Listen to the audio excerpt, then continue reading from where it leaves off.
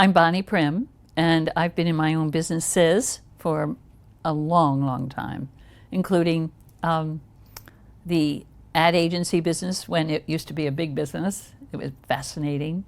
I've been in commercial real estate. I've been a gold broker.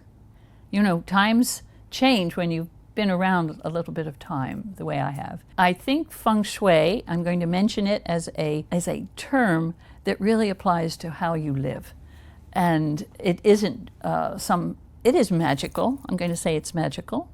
But basically, it's about how you feel in a space. And do you feel safe? Do you enjoy it? That sort of thing. Now, most people would say, well, that's interior design. I do that too. So I have belonged to the Interior Design Society. They kind of like Feng Shui, and so we did that. So for 25 years, Feng Shui has been a part of all the other pieces that I do. So when I do interior design, I'm using Feng Shui as well. And it means wind and water.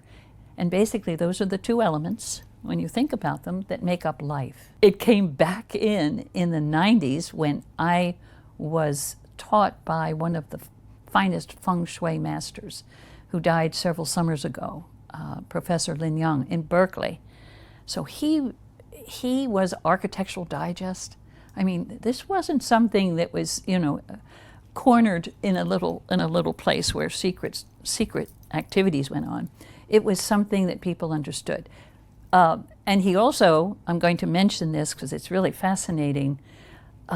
Most people think of Feng Shui, and there is a school for it that is situational. In other words, you want to face south, have the north in the back, and your east and west.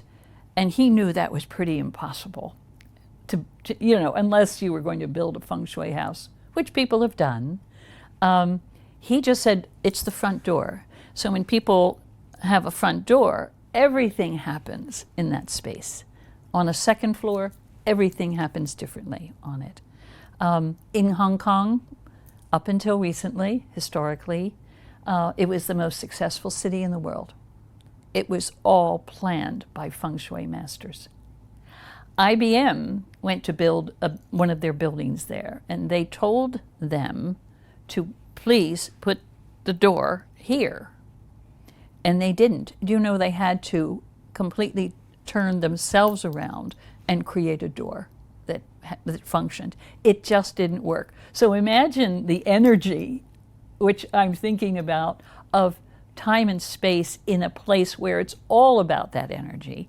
And if you're not in it, in that energy, it's probably going to be an anomaly. You will notice that things may or may not work. So I just fell into it because I was always, and my interviewer and I were talking earlier about noticing things. And what we're doing right now depends on many things that you have to notice. Too much stuff, too little stuff. You know, colors right, glare, all of that. And so when you start noticing things, you move things around. There are a lot of ladies out there who do a beautiful job of interiors or flowers. You mentioned your mom. And that is an innate sense. It's an innate sense. So I had that. I was bringing this sense to, all of a sudden, a science, which is really fascinating. So in 1997, I lived in I was having one of those condos built on the Chesapeake Bay, and with a new relationship. And I don't know what happened there, but this is where Feng Shui began. And stories really tell you a lot, a lot. So the contractor wasn't as most, and I hope I don't hear back from contractors on this, but contractors, when you say, can I have this, can I have that, they'll go, no, because they want to get the building done. And so it was 3 stories, which isn't easy to live in if you live in 2 or 3 stories. Something is always on the other floor. And there are a lot of little tidy tips. And I love these little tips. They say, okay, the things that are going to go down, put a little pile at the top of the steps. Things that are going to go up, put a little pile. I mean, that makes a great deal of sense. But I couldn't make it work. And a friend said, you know, you ought to talk to somebody about Feng Shui. There was one book out there. I have a library of books in the other room. And the book, I could not understand it. I could not understand it. And someone said, go down to there's a fellow at the ARE, the Association for Research and Enlightenment, Edgar Casey, and I think there's somebody practicing. I called him, he came, nice guy, and it's because there are other elements at play. And that's where I don't do DNA, but I can tell you, if there are some things that keep you from doing things or make you do things, a lot of that's in your DNA. You know, that nurture or nature. One of the things, my website is bonnieprimm.com, and all my stories are in there. All of the things that I can do for someone or that I have done that might imply or apply for someone can probably be found there. And I do believe that the easiest thing to do is that astrology, which is so much fun. You know what? People want to know about themselves. Well, that's pretty frightening. Where do you spend most of your time in your life? You know, at home, usually in bed, hopefully, because the only way you can get through life is making sure you get enough sleep, and a desk. And at home, and this is really fascinating, now that a lot of people are working at home, they're trying to find places to work at home. And I mentioned a little bit earlier that house building is now going back to rooms. People are realizing that the big open spaces that they loved aren't working for them now. And part of it is where this pandemic, COVID, that we've had for, my gosh, was it 18 months at least named? It was there before. I know it. A lot of friends say, I think I already had that. And it's possible. So, you know, all scrambling, finding places for children, finding places, I hope that isn't going to happen again for the children going to school. But a lot of parents have come home, some of them because they wouldn't work, you know, in a building, and it was possible to do that kind of work at home. But there they were managing the household, the children, their work, the children's work, and it was very hard. So I think we're going to be seeing, as we always have seen, you know, nothing is ever the same, and yet nothing is ever different. That is it is as it always has been. We just have different players, different times, different situations that make that happen. But we're indefatigable. I love that word. Human beings are indefatigable. Almost all of us just pick ourselves up and we go do it. We just go do it. We do what we have to. We do what we don't want to do. And hopefully that pushing through, that's a very, very philosophical, without being too deep. You know, when you go through a difficult situation, you come out the other side better. Almost always. Almost always. And that's where your strength comes from. So I think our spaces are going to be changing. The way we work is going to be changing. So back to the desk. Where's the desk?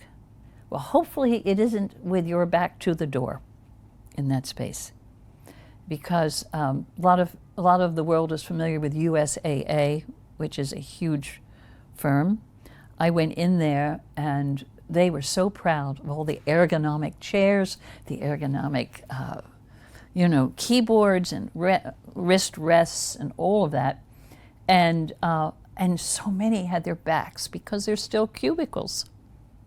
A cubicle where you're sitting sideways and can still see outside is better than the one in the back, because there's a part of us at the base of our spine, it's very old, that's called the fight or flight place.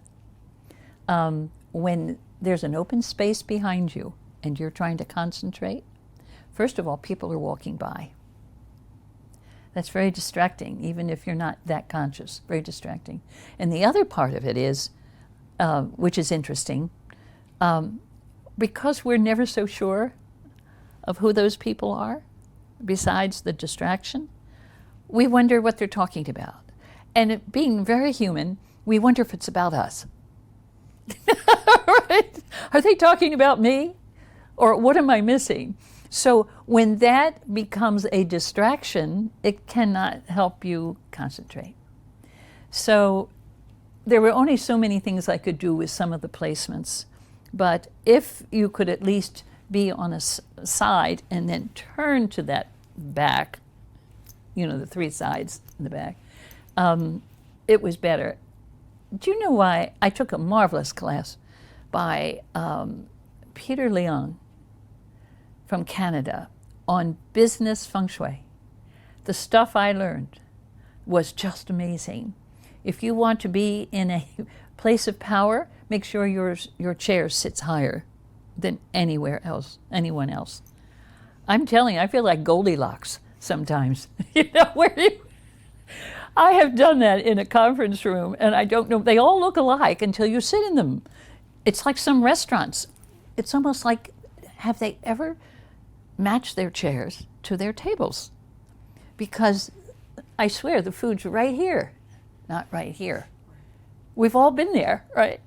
So this is interior design, 101, feng shui 101, you 101, and then by the time you get it, you're like 3 cubed. You're going to be in a situation that is either going to be pleasant or not. But I love that chair type of thing. So, if you want to be in control, make sure you have the high chair. Also, what happens with energy in a company, and I really want to work with more companies, when an elevator door opens up and there's glass doors or it's direct into a company, that's energy coming directly in. Whoever's at that front desk, and I've been a receptionist many, many years ago, my first job in Philadelphia, the energy that comes at you sitting behind the desk is, I want to see so-and-so, or I don't know who I need to see. The elevator, 4 doors would open, and who knew how many people, that was a surprise, would come out that you were going to have to handle. So whoever's at the front desk is the one where all of the initial energy comes to. So, make sure they're not too close to the opening, because the further back you go, the calmer it gets. That's why foyers are very important in a home or a business. I did a jeweler once. His display cases were right up in front of the doorway. Well, it stops people, and they're going to have to go to either side and down, but I bet they don't see anything in that big display case. Move it back. Create aisles so that you move people through. Grocery stores do it, don't they? They put all the stuff you really need on the outside rim, and then they put everything else on the aisles, and what they call end caps. That's where the Oreos are. They're always on the end cap. But it's a plan. It's a plan. So, and it's a plan that works. So, you're back to business, and I'm always talking outside the margin here. It's like, boy, Bonnie, if you're going to write a book, you're going to have to reread it 100 times, but so people don't get lost. Now I said, go back to page 31 for that. That could be a joke, be a little book, a joke. But the further back you go in a company, we've seen it. It's going to change. The world of commercial real estate, I don't know what they're going to do. Lots of empty buildings. I was in it when the occupancy rates were going to take 9 years to fill, because the tax benefits that were being given were for building, but where are the people going to come from? You take all of those. That's my marketing background. Who are we talking to? What do we want to do? And what are they going to do? That's marketing. You're thinking of the idea to the end product. And that's true of anything. It's almost like a skill set. I had a boss once who held up his hands. He had been with IBM, And he said, this is the skill set. You can put it anywhere. He was right. You know, he was right. So you can put that skill set anywhere. What do you want to do if you're a young person beginning in business? You want to get to the back. This is years ago. You want to get to the back office in the corner. And the reason you want to go there is, first of all, you're not being smitten by all the people coming in. You're not in what we used to call a secretarial pool, or where all the bees, the busy bees, are working. This happens in real estate, it happens anywhere. And then there are the important people, and they're in the corner offices. Well, Peter Leung was just great. He said, you want that office. Usually there's a gorgeous view out there, especially on the East Coast. There's going to be water somewhere. Of course, it happens in the inland, states too, where there's beautiful lakes and mountains and whatever. But there's glare. There's glare. And so somebody sitting across from the person who is important is, first of all, beleagued by the view. They're out there looking down in Norfolk or in New York or Charleston or wherever. You're going to see big ships going by and all sorts of industry. And your focus is going to leave that person and go out there. They put these beautiful screens behind them. So they have the view, but they also make sure that that person and that desk are really protected and have arms around them. I mentioned earlier that I think every home should be, you should be able to get your arms around it. It should get its arms around you. That's what you want to feel like. When somebody says, I'm home, it has a lot of meaning. It isn't just the place. It means the sense and the feeling that you have in it, that you really are happy that you are there. And there are people who would argue, you know what, I'm happy with a sofa and a TV. And I think that's fine.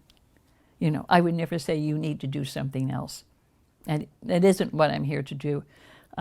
Some people are afraid to have me come in. They say, oh, the place is just awful. And I said, that's not why you called me. Taste Unlimited is a wonderful restaurant that we all are familiar with.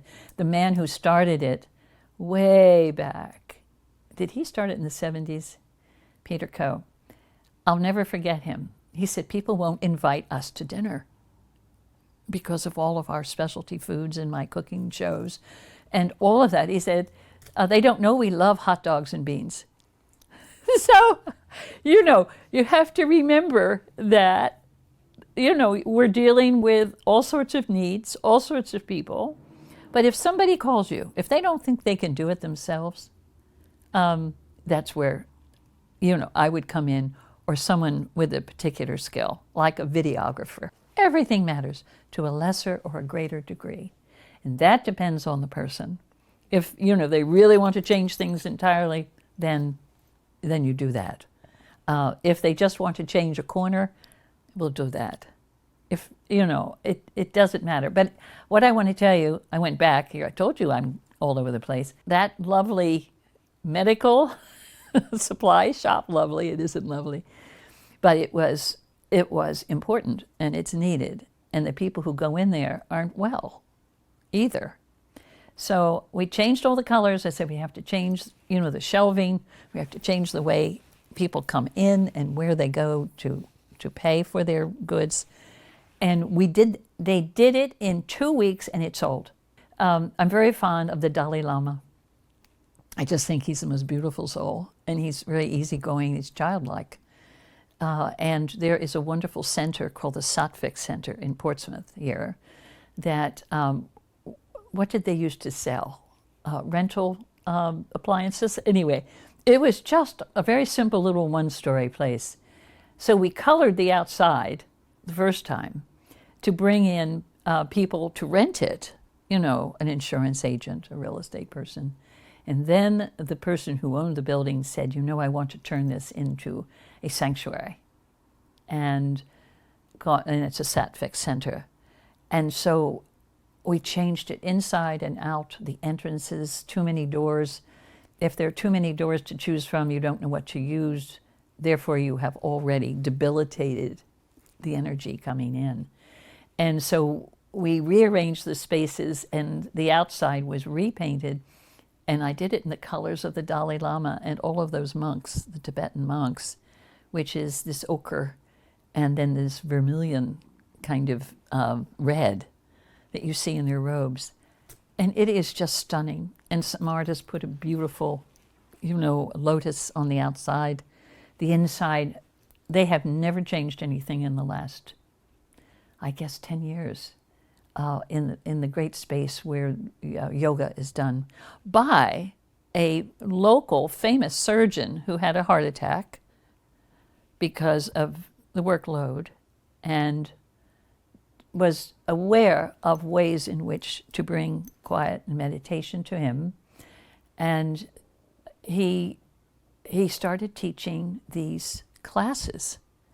Now he's being called in all over the country to hospitals about other modalities for healing. He has been helping people with Parkinson's. It's in the breath, Everything's in the breath. Yoga means breathing.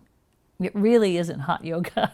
It isn't all those things that are out there, because to me they're abbreviated calisthenics, some of them. The constant moving, the flow is important. But I just realized from a client of mine who's had me do buildings and homes all over, that he teaches pranayama, which is breath yoga. You can heal yourself with your breath. And so this doctor, this surgeon, does these classes every week, in this space. So I've worked with, big business and little business. I've liked it all because you're helping someone. I love what I do. I said, lighting is everything. It's everything. By the way, never put the lighting fixture on the fan fixture and let that be your light. Don't do it.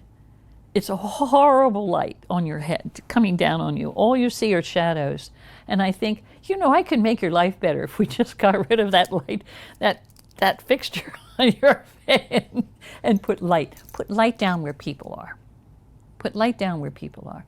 Anything over your head makes sense. This is also Feng Shui. Is coming down on you. The only thing you ever want coming down on you is a beautiful light fixture. Chandelier. I love the new ones that are just these, they used to be called Akari lamps. They came out of Japan years ago. They're paper. IKEA. I love IKEA. I've done a whole model home in IKEA. I went through with some baskets and a couple of people, loaded it in a truck, and put it all in that space in no time. Well, back in the day, when people actually lived in hotels and apartments, before the big housing boom of World War II, Murphy beds were a bed that came out of the wall and went back up the wall. So you had, think about the Asian community, especially China and Japan in another time, where a room existed for whatever you were doing in it. It was a daytime room, and then it was a nighttime room. The bed pallets were brought out. It's a very simple and probably energetic way of living, where you don't have all these spaces to take care of. They do things for you. And talking about things, of which I have lots, but they all mean something to me. They've been in a trip or something. I have some beautiful kabuki dolls that came from Russia that were painted by a famous artist, and all of the dolls are a painting of a famous artist. Each one fits in the other. Things like that, they bring the trip back. And we all know right now about our trips. We don't have them. I think France is doing something that is incredible. You cannot go into a restaurant without showing your card. They still have the quarantine piece. So we're living in a time of great change. And i.e., what about home? What about where you work? If we're living in a time of great change, isn't it more important that our homes and where we work are supporting us? And that in the end is the purpose. I just throw in color, and I throw in light, and I throw in, let's move a few things around and see what happens. Especially in big spaces, you have to create spaces. Those homes will be around a long time. I did read that this housing crisis that we're going through, this is going to be a little topical, is because they weren't building homes. Really, the supply wasn't there. So this I think we have a boom, and it'll change because it always does. You know, the bell curve, you know, this go up this side, get to the top, come back down, go back up. You're always hoping you're in the right part of that bell curve. You're on this slope, not this slope. But that's life. You know, that's life. So the things that I do to help people. The astrology is just fascinating. In the podcast for Podcast Business News, my interviewer, Casey, I said, next week I'm going to do you. And he said, really? That's true. That's true. I mean, here we are, just voices, you know, not seeing anything. And I think the ones that they want me to do in September are going to be Zoom interviews so that I can gesticulate and move I don't know, and see Casey. But he loved it because we love to know about ourselves. And it helps us do things with ourselves. It affirms the things we like. It affirms if we have some issues with our health. And believe me, all 5 of the elements that are also the body work together. And if one of them isn't working, neither are the other 4. So this holistic idea of health is that has been gaining enormous ground for the last 25 years, is very, very important. Everything is part of something else. Lesser degree, greater degree. And sometimes we've gone over the top. I think the 24/7 news, the 1,000, 10,000 venues for it, they are really some funny things on television. If you sit in a waiting room anywhere besides HGTV, by the way, I was on HGTV helping someone in another part of Virginia. I think, what is it, House Hunters. I watched them. That was fascinating production because I've been in it before. And the way they can put a whole program together in 1 week. It's my bottom line really is I love what I do because that's really important. I love it because it's meaningful to me. It's not that it's easy, but it is a little effortless. If somebody just tells me anything, I can take it and do something with it. And can I sit down at a computer? Not very well. Nope. What is that term? I get ready to be ready, and you don't do anything. I'm getting ready to do things, but I'm always getting ready. So you're going to get up, make a cup of coffee, sit down again, do something. Get up again, go outside, look at the sky. I'm not meant to be sitting, but that's just me for what I do. And I hope that I'll always be able to do it because it's given me such pleasure. And I have decades of experience and so many things to bring to the table. It's not just one thing. And nothing is just one thing. Unless someone says, I want a painting for the inside of my condo door. And I've done that. And it created the whole place. They love the beach. We went down to all the galleries in Norfolk and Virginia Beach, and we found the one. And it was a scene at 7:31. This artist gave the time of the sunrise. You knew what season it was because of where the sun was and the light. And they wanted people to walk into we're talking condos, we're talking, density. So you're coming up. I must say it was lovely. You know, an elevator, and they move around like this, and then there's a door, and then all these units are in there. So we walked in there and we placed it right there. And all of a sudden, they were in another world. And we used, what is that? I can't believe I can't think of the word. It's striped wood, but we put it on the bottom and we used sand colors, darker and lighter, and moved it around and created this wonderful space like they were at the beach in a building on the 5th floor. But they were looking out at the Elizabeth River. And there's a scene from, we made it a gorgeous red because he wanted a red. They'd moved from New England to here. And he wanted this red that he had in his space. And, you know, guys they want a space too. You know, in this place that they're living with somebody else who we all assume is going to decorate. Well, he wanted the red. We put it in a space, a very strange space, on the way to other spaces, and we put it in the kitchen. And when you look out their kitchen window, you think you're looking at a street in Paris. What is that? What is that thing that happened? It's the way the townhouses in down at Freemason area along the water have situated themselves. And it's the most beautiful thing to look out and you say, if you've ever been to an old European country, there it is, there's the street scene. So look what happens when you start working within a context of blocks, and then something changes everything.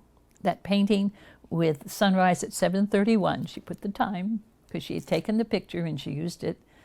And it's massive. I keep on looking over at a mirror that I have. It was about that size. And I want to tell people something fascinating. If you're an interior designer or not, an engineer, you can buy, graph paper. It's like 1/4 inch to the foot. And so you're going to move and you want to know what you can put in those spaces. And so you outline, the walls. And then you look at your furniture and you measure all of that. And then you place it, on the grid. Well, I can tell you right now it's not going to work well because it's 2-dimensional. You add the 3rd dimension of reality, and everything changes. They showed me they'd already bought their furniture. They had, all the nice furniture places have people in there to help you do that. And they work on a CAD, a computer-aided design, and they're placing, the furniture for you and showing you what it would look like. And I said, those 2 beautiful leather chairs are not going to fit here. And I said, no. And I said, no. They're not. It's not going to work. Well, all the furniture came, and those 2 went back because you couldn't move. And if you can't move in your space, you can't live there. But I always forewarn people when they're using the graphs because I did it, and I wound up having to move a whole bunch of stuff around in order to make the space work. And then, you can't see it. But I have chairs up against a counter. Do you think that in a place with this much in it, that's why this is so handy, this chair, because light passes through it. It's not a solid object. So it helps the small space look larger. The little things that you do. So when I got these at Pier 1, which I'm so sad is gone, it was just the most wonderful store to shop in. It was exotic and yet everything you ever needed anyway, but it was always hand-picked. Target opened up like that. Target knew what the niche needed to be in order to operate, and they did a beautiful job. But the chairs I have at the counter had to be open, or you probably would really think you couldn't move, in that space. So it's sort of like light and dark, dense and not dense, You've got to mix those things up in a space. If you have a big open plan room or office, you really need some solid furniture and some upholstered furniture, if that makes sense to you. Because if you have too much where the light passes through, or it's open work, you're going to float. You're going to feel like you're floating in the space. So everything matters. I always repeat that. Everything matters, and for a reason. And then I hope we're happy with it. We can change things. I have a plan. Every time I moved, 30 days later, everything would be in place. Color, lights, whatever. Because I personally couldn't handle something that's never ending. And if you've ever been in a never ending renovation, almost all people will tell you they'll never do it again. They'll never do it again. Because it's a wonderful idea and then things happen. In Feng Shui, there is a story, a tale. When people add on to a house that already is more or less geographically, square, right angles, and they decide they want a sunroom, or they decide they want to extend the kitchen. If they don't do it all the way across, there are going to be parts missing. And people go, what are you talking about? And I said, it's going to bother you until you do something about it.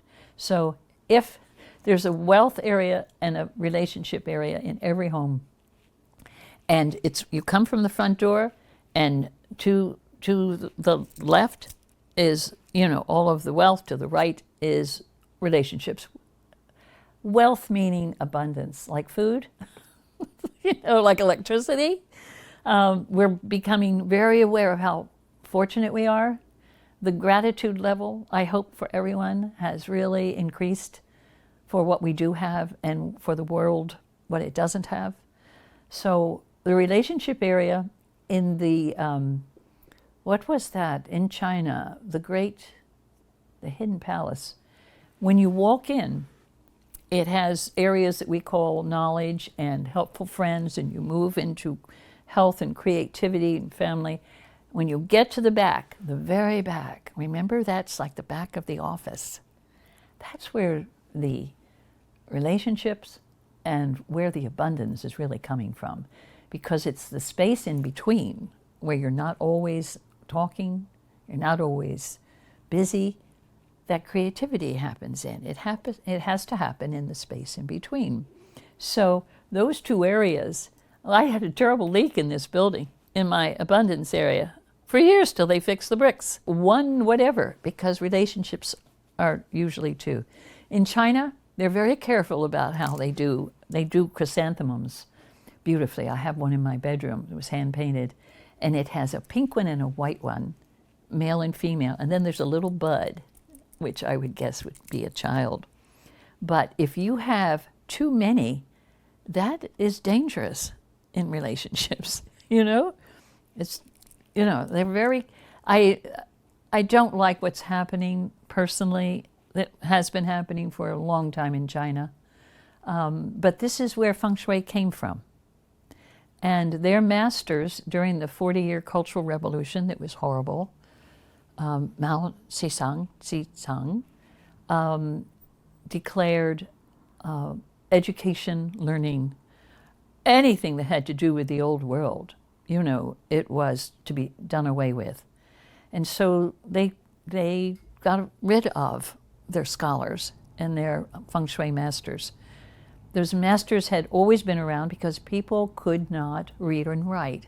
When people think, why is a lucky cat or a lucky frog being used? Well, unless it means something to you, I don't think you should use it. People would have a rabbit's foot on a keychain. That rabbit was not lucky, like a stone or something that they like to hold.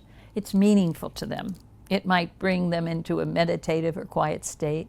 It might make them think they're going to get lucky, whatever that means.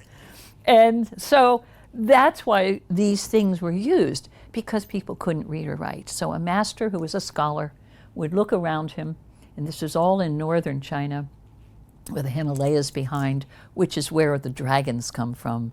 The Himalayas have shapes that look like dragons, so it was interpolated as a dragon, which is powerful.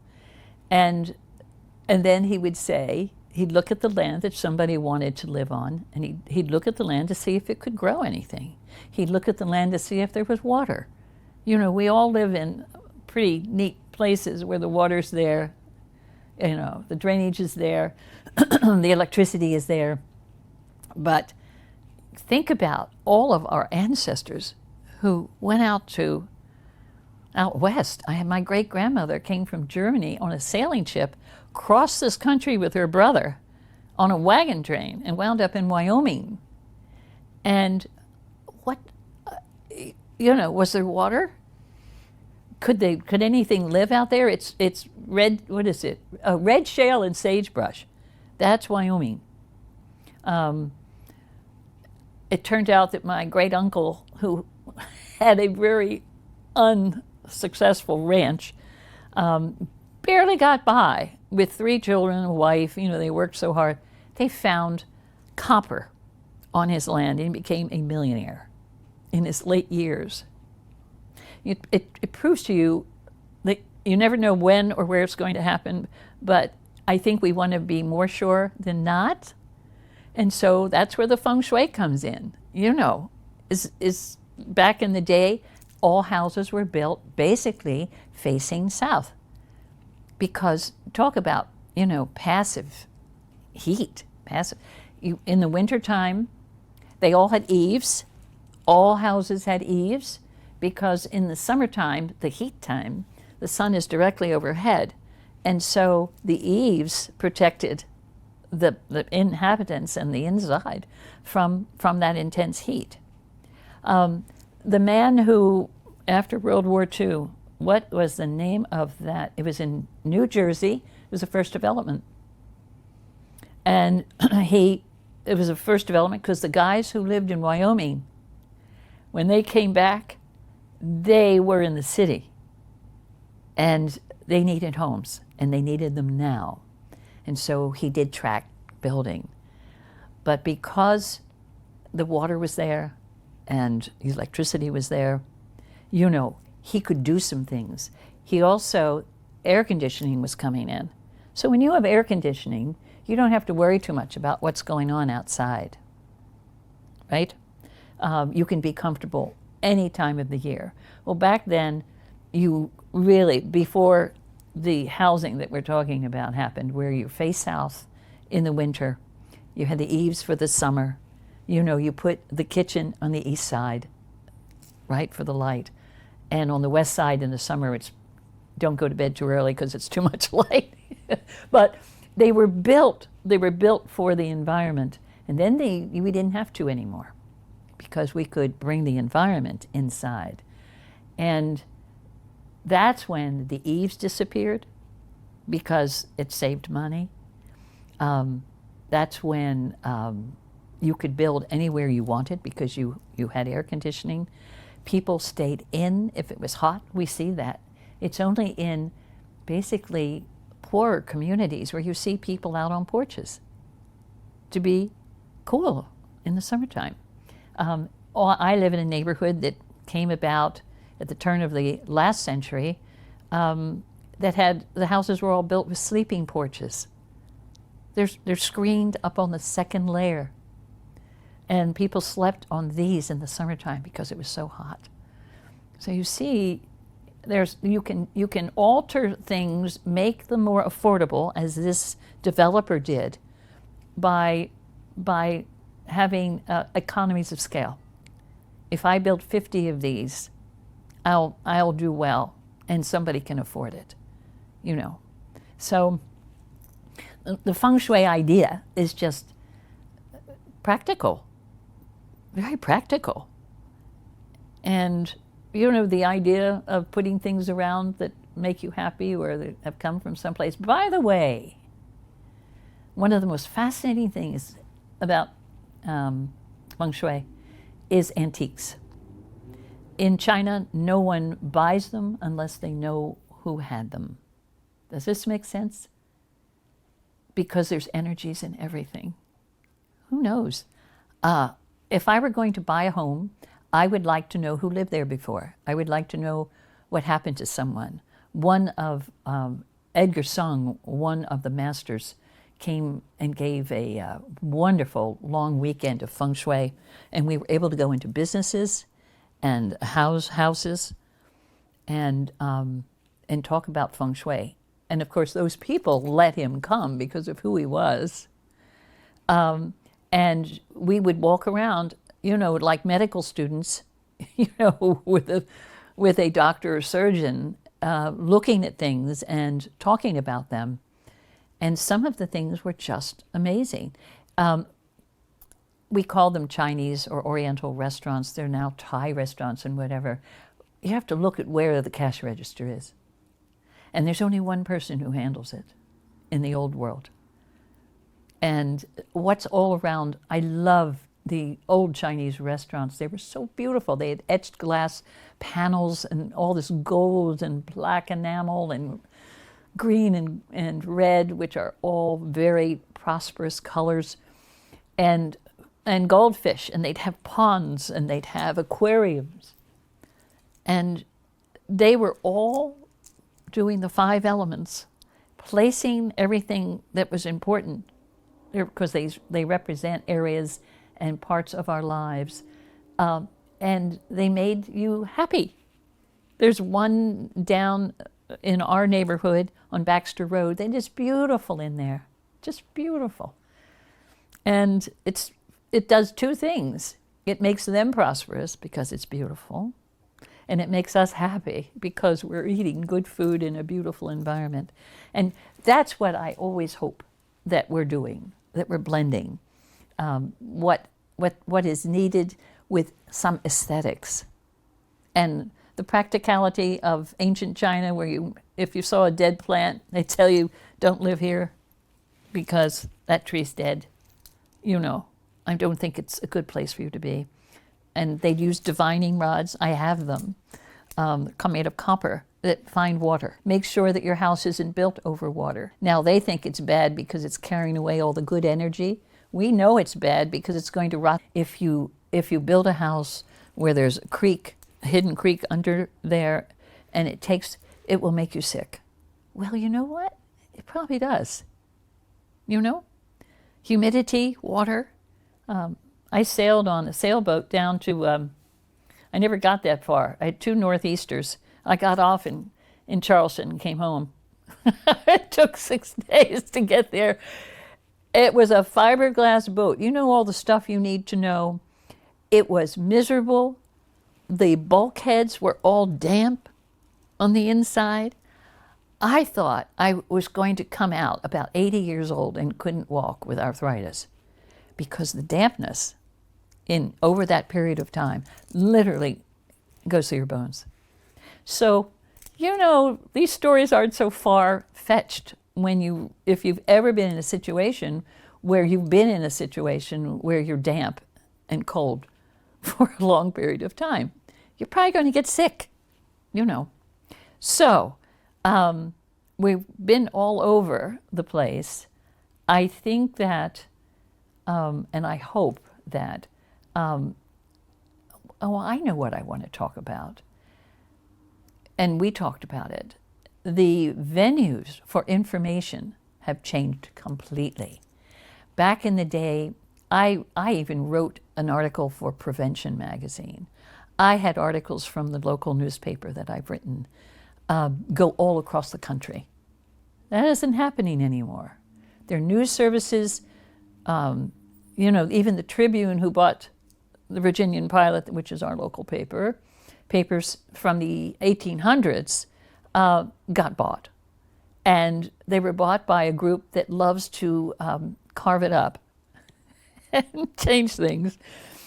And so unless you're a columnist, on the AP service or any one of those sort of things, you just can't get into the paper. You can't get announced. All the classes I used to do, I've taught at 3 universities. And one of them had me do one not just for CEUs, but as a health course, Feng Shui. But I took a health course in Feng Shui from this Edgar Sung, who's out in California. And, you know, there are things that you can do that literally help your body. And one of them, every day we should dry brush our skin and get the energy moving and the lymph nodes clear. You know, there's old stuff. And 150 years ago, before the American Medical Association, well, it's a big problem because years ago, the where was right there. I would be in the newspaper. I'd be on radio shows. I'd be on interviews on television. I mean, people were looking for interesting topics, you know, to put in their space. And that was wonderful because when you did, my clients would show up. I heard you on the radio, or I saw that article in Home and Living about gardens, and I saw, you know, whatever. That was just the kind of thing that is not there anymore. There are no real local outlets, or all they want is bullet points. That's not a story.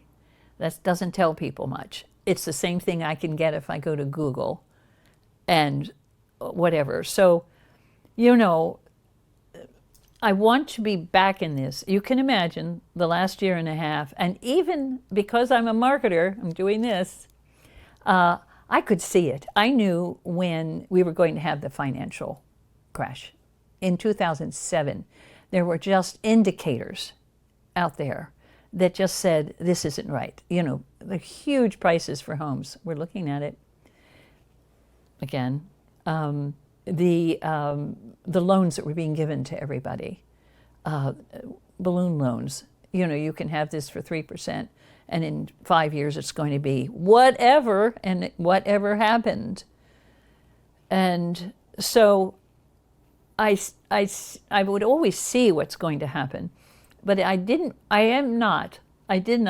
and I am not seeing where my message can be easily done, except I just mentioned podcasts. I think the YouTube is great. Somebody told me years ago, Bonnie, why don't you just do YouTubes? Have you seen some of those YouTubes? There's some pretty little blonde girl talking about her dog. And I had no idea how affecting, it's a good word, affecting it is for people who would, you know, make comments or put little emojis or things on it of the people I run into. Some people I hardly know. You're Bonnie Primm. You have no idea how much this means to me. Every morning you post something and it's beautiful or it's interesting, you know, or it just makes you think, but you make my day. And I said, oh my heavens, I am now carrying the mantle of being, and you know what? And I said, of course it's important. I mean, if I didn't have to or want more in my life or to be able to do what I do, that could be enough to affect people that way. But it isn't, if I tried to do it in a teaching manner, I don't think it's going to matter. That's the difference. Years ago, people wanted me to teach them how to do this. Now, I think you're lucky if they walk away. And when I was teaching, I taught in 3 universities. When I was teaching, I would look at the faces, and sometimes I think they were just trying to get a credit in health or something, like anybody would. You know, take this if you want to do whatever. And I just would look at them, and I'd say, if you only pick up one thing in this course that will make a difference in your life, I am happy. I'm truly happy.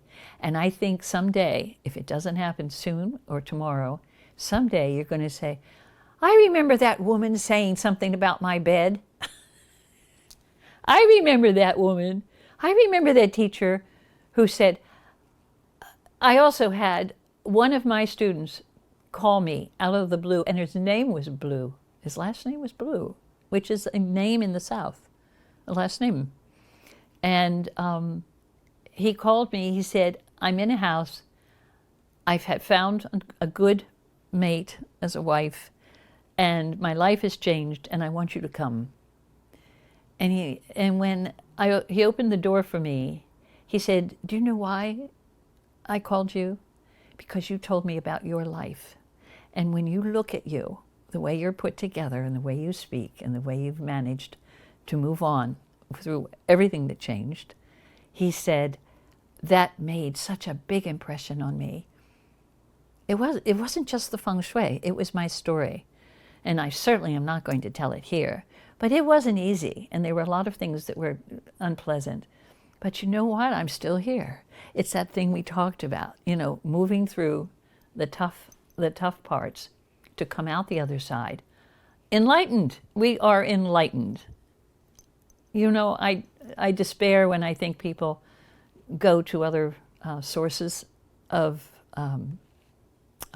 what? Not everybody has it in them. Not everyone has friends who are there for them. It may not be family. What is that? Family is what you get. Friends are what you make. And you're very lucky to have a lovely family and friends. But it isn't the norm. I don't think it's the norm. And the things that happen, whether the water starts coming out of the ceiling, or the air conditioning stops, or, what the horrors of house owning, what is happening underneath the house, what's happening to the sewers. That is every day in life, and yet we think that they are monsters. They are just monsters, but without them, we wouldn't really be who we are, and we certainly wouldn't appreciate this. I mentioned earlier, the gratitude piece is huge. It's huge. The chaos in the world, it is as it always has been. The players are different. It's worse because it's global. The climate is changing. Where do we go with that? Well, I'm hoping that we come back home, or that we work in a place that's lovely. When I would I had a young dentist years ago who bought a dental practice, and he asked me to come in and to be a secret shopper. Actually, he wanted me to come. He said, make an appointment. I want you to come in. I want you to look around. I want you to write a report. So I've done that for lots of businesses, by the way. I love that piece. I come in and I objectify my visit. I observe. Observations, recommendations. Observation, recommendations. It's the objective part of not being subjective, right? If you live and work in a place, you don't see it. I actually had a Feng Shui friend come in years and years ago in another location, and she said, what's that doing there? I'm the Feng Shui person, right?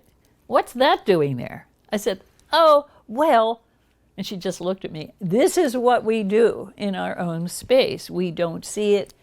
And I sometimes think we're always in this mad rush. I know what we do. I do it myself. I say, well, can I do this before I do this? Can I do that after? Can I put... What a life. That's not a life. That's not living. What are they saying? That's doing. It's not being. Well, being is not easy anymore because there's so much to do. I don't care.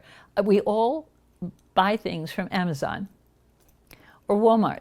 I mean, those two guys are in it big. And I can't imagine if I couldn't get things that way anymore. Where would I find the time? So you can see how much we're squeezing our time, which is all made up anyway. It's all made up. When the first clocks came? With the railroad. The first clocks basically came with the railroad because they had to run on time. Interesting. That's why in the little villages they used to have people calling out, the time. That's all they needed. People didn't operate like we do every 5 minutes. If I am a certified life coach and I've been doing interior design, and I've been doing Feng Shui for 27, more than that, years. I've named it Feng Shui, but I have to be careful that people don't misunderstand what it is, because I bring marketing into it, you know. I bring design into it, and I bring, hopefully, an awareness. There's 3 prongs to life, period. There's awareness, intention, and action. That's it. I don't care. Remember that this is the hand that you can apply to anything. Those 3 things are going to make your life or not what you want. They're always going to make your life. What is that? When you don't make a choice, you've made one. Right? So I bring awareness. That's a wonderful way to end. I bring awareness to something that's in their life that they need or want. I've done coaching for months to help somebody who finally just decided to dump the place they were working and go with this fellow who showed up from their past life. And they're so happy, you know? That's my role. My role is to be objective, to ask them questions. And you know, all the answers are in you. That's what I think psychiatrists and psychologists do. They keep on asking questions until you answer them. That's it. So that's what I hope I bring to people, is that we start with that. And we stop wherever they're comfortable. That's the neat thing. You know what they call a consultant, somebody who doesn't know how to do something. I don't know what anyway, I always thought that was funny. I'm a consultant, so I'm going to come and tell you what to do to help you do whatever you want to do, to sleep better, to work better, to like your children or make the children happier. And it's up to you to do it. And that's where consultants really have a great job, because they put it all out there, and then somebody has to decide with intention. So there's the awareness, the intention, and then the action, you know, or the lack of action. But then you have to carry that with you. They say, you know what? That's one more job, isn't it? You know what? I now know that. So what am I going to do about it? But to know that much is very helpful, if not the answer for some people. Just to know, to not make a choice to do anything more about it, but to know what it is. And so it's not asking more than anyone can do. But I just am so sad that getting the news out is choose 10,000 places. Even in this location where I live, you go online to see what's available. Well, I'm already tired thinking about going online and finding something that is of interest to me. So I think the podcast idea, which everybody is doing, they've all done it because of the times, and that's where technology was going anyway. You know, the TED Hour or whatever, it's a podcast. On demand, I love that. If they follow somebody, it's on demand. Remember, you don't remember, I remember, if you loved a TV program and you decided not to stay up that night till it was over at midnight, you would record it and then you'd watch it when you wanted. Well, to me, that's another burden, because then you have to find the time to watch it. But, you know, now it's on demand and no commercials, which is why, you know, I don't have a venue, you know, except we do. So in bringing it all together, it's about bringing awareness and intention and action into your life. And it can apply to yourself. It can apply to your space, whether it's at home or commercial. It can apply just generally to what you're looking at out there. It helps. The word is perspective. It gives you perspective, and that's the sorely missing piece that I think we are in today. It's because the TMI, the too much information that people joked about how long ago, is now an explosion of information. They say no wonder we're tired. We're tired because we're taking in about 10,000 different things every day. But that bulb means you're going to have to change it, and that's one more thing you put on your plate, you know? So we get busy just being, and yet we're not being because we're having to change the light bulb.